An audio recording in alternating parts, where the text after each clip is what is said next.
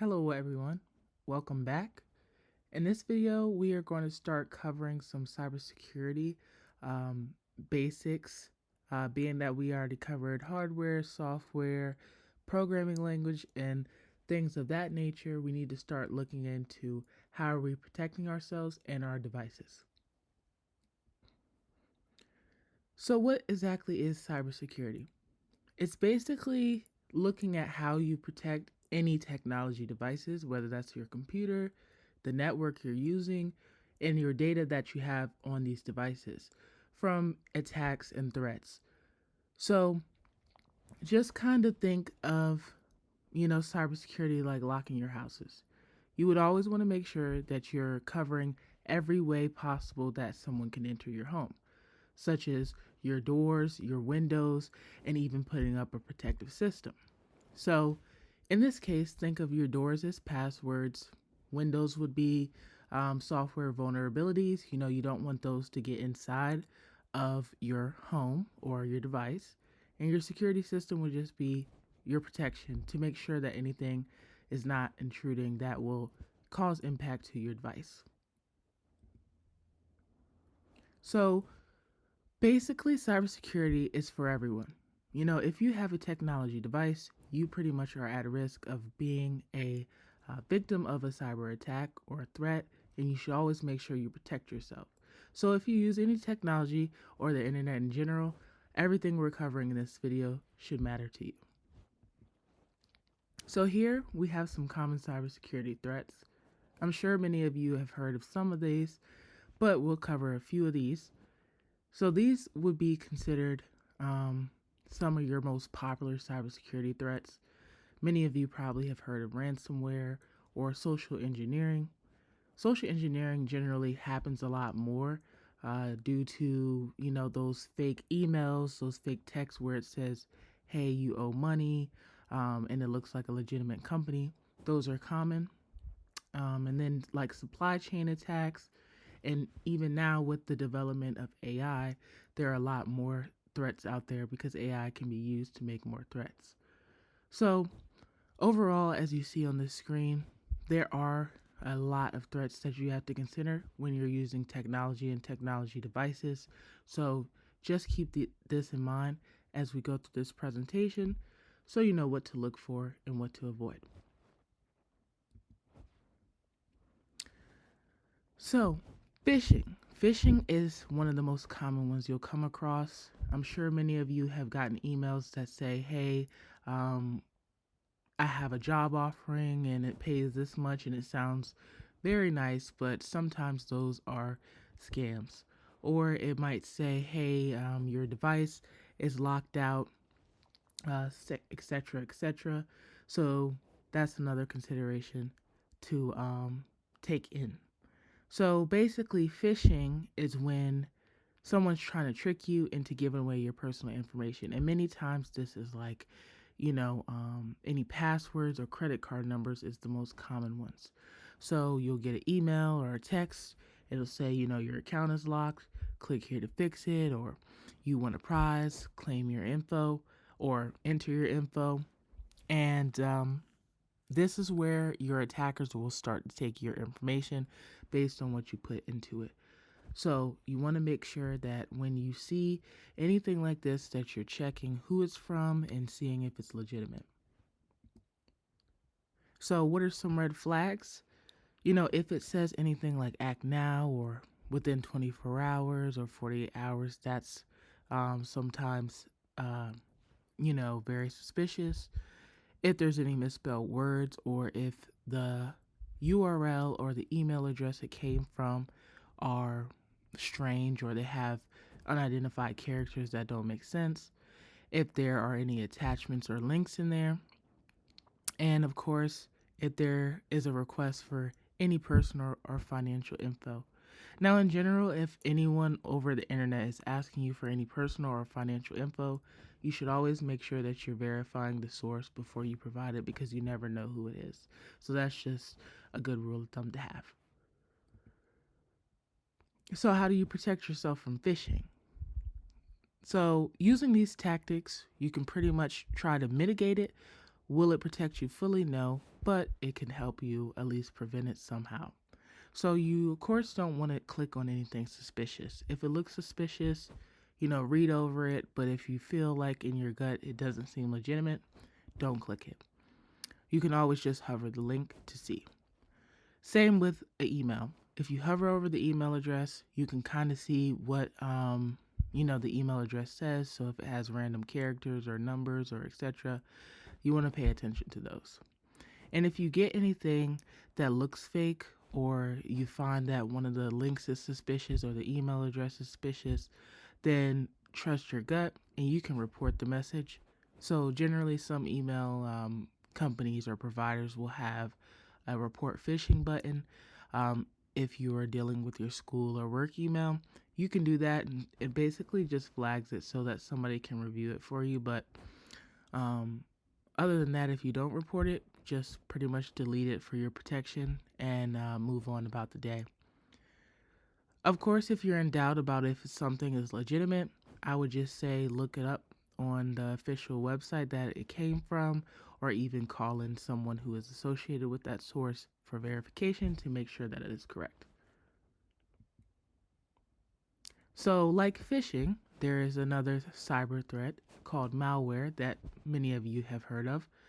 And it's basically just short for malicious software. So it's programs that are designed to harm your device or take your data or just spy on what you're doing. And your common types of malware would be viruses. Those are attached to files or programs. Spyware, so that's just it's secretly monitoring your actions. Ransomware, that would lock your files and demand you to pay something. Or you have Trojans, which are basically, it seems like it's a safe software, but they can cause damage. They basically have something in the back that could come and damage your technology device in some way. So, how does it spread?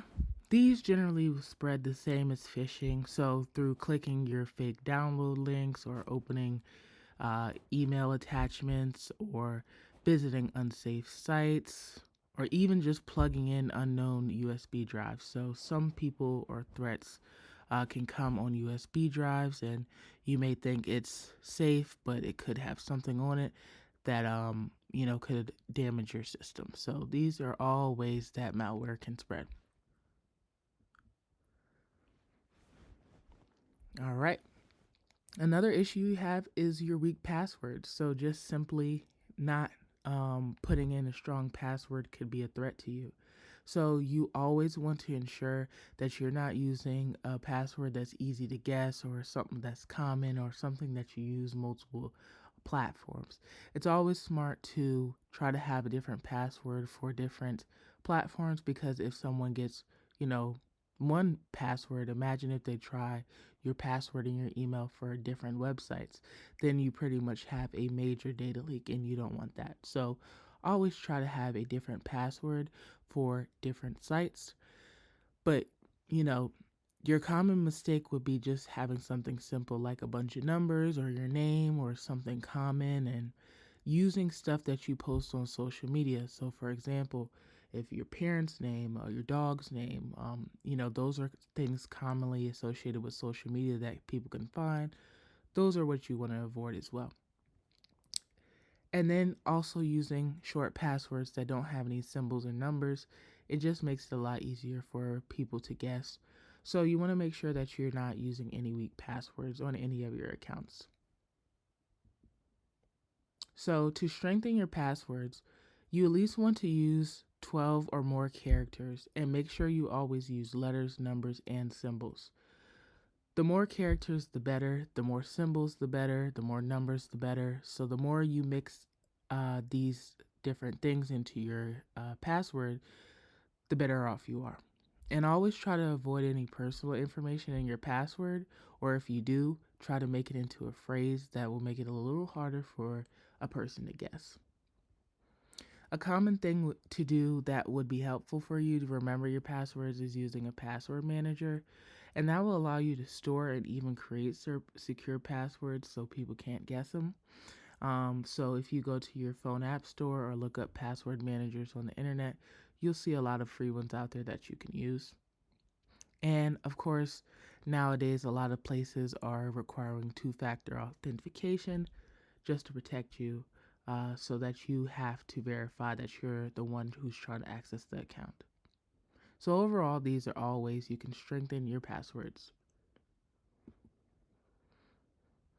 So next, let's get into something common that you all come across: public Wi-Fi. Now, I know when you're on the go, you're always looking for a way to stay connected to the internet and not use your phone data or, use your laptop in public. However, there are risks. Many times with your public Wi-Fi, you don't necessarily know what that Wi-Fi network is, who's had, access to it, what's been done to it. So it could be unsecured and could already have risks that you're unaware of. And public Wi Fi networks are kind of easy for hackers to get into and to access your data just from the simple fact that there is no security on that network.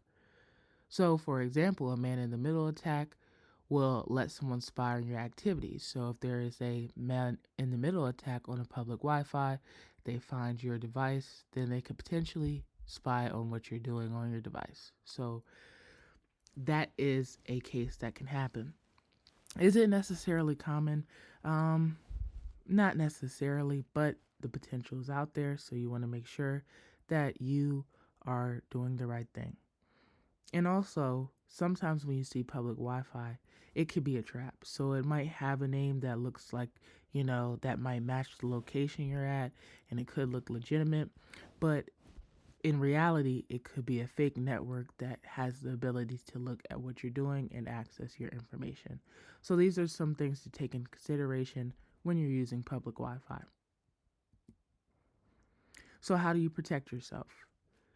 Pretty much, I would always say avoid logging into any sensitive accounts on your public Wi Fi. So, that would be anything that might have, secure information like your bank account, things of that nature.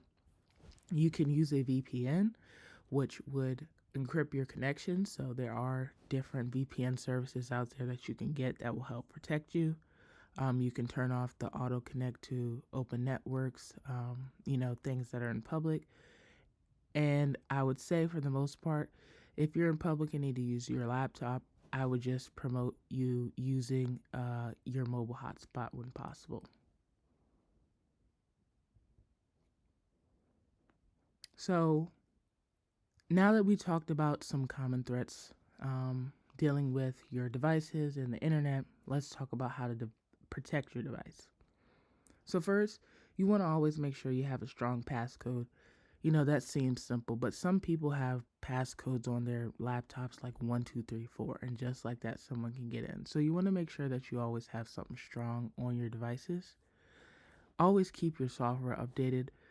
Many of these softwares include security features that are built in to help protect your device from threats. So if you're not keeping software up to date, then you're not up to date on your security on your device, which can lead to vulnerabilities and the potential for you to get um, attacked. Another one is installing some antivirus or security apps that will allow you to monitor and manage your devices. And you always want to be careful, where you're getting downloads from and links from.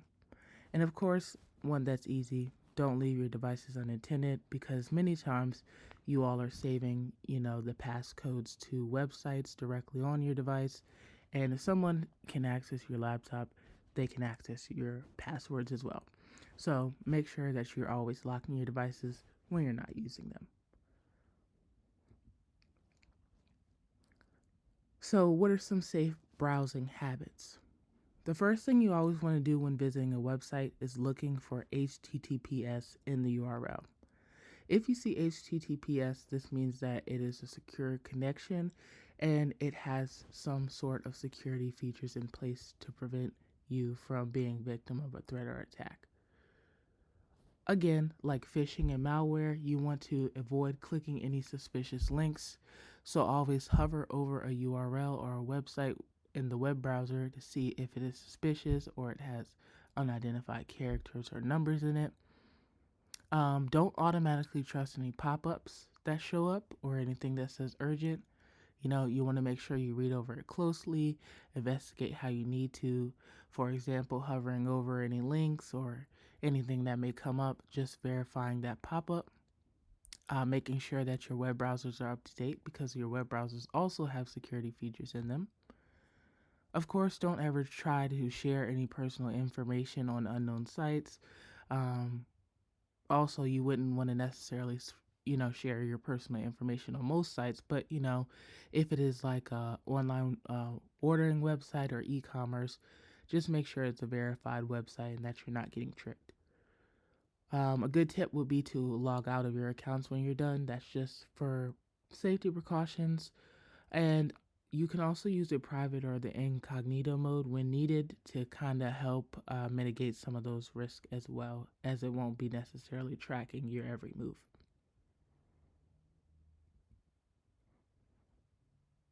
So, cybersecurity in everyday life, what does that look like? So, basically, cybersecurity isn't just for people who are in tech. It's for everyone. If you have a technology device, then you need to worry about cybersecurity. And it's very important nowadays, especially with the emerging use of AI. So, where could you use cybersecurity each day? Pretty much in everything that's technology based or that you would visit on technology. So, your emails, any social media, online shopping, of course, your banking, which is now online, and even streaming. Your health data is also starting to become, available on technology devices or websites. So that's important as well. So all of these need to be taken into consideration when you are using your device and or accessing some websites.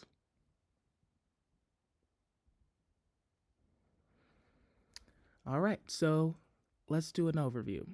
Today we pretty much covered, what cybersecurity is and some basics of it. So your common threats, and safety habits that you can use or protection habits that you can use for your devices and yourself overall when you're using technology devices.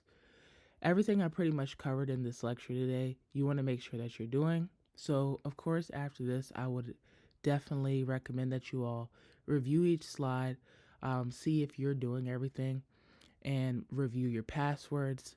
If you think that it's not strong, I would recommend changing them. And even I would recommend accessing a password manager or a security software to get you started in protecting you and your technology devices. So, hopefully, you learned some useful tips that you can use to protect yourself from cybersecurity threats. And hopefully, something in here struck something with you and would make you want to start, having more um, consideration when you're using your technology device to make sure that you're protecting yourself from any threats. So, in the next video, we will cover a little bit more deeper into cybersecurity, providing you more tips on how to secure yourself. But until then, make sure that you're always logging out, saving your passwords, and making sure that you are not allowing anyone to access your information easily. All right, I'll see you all in the next video.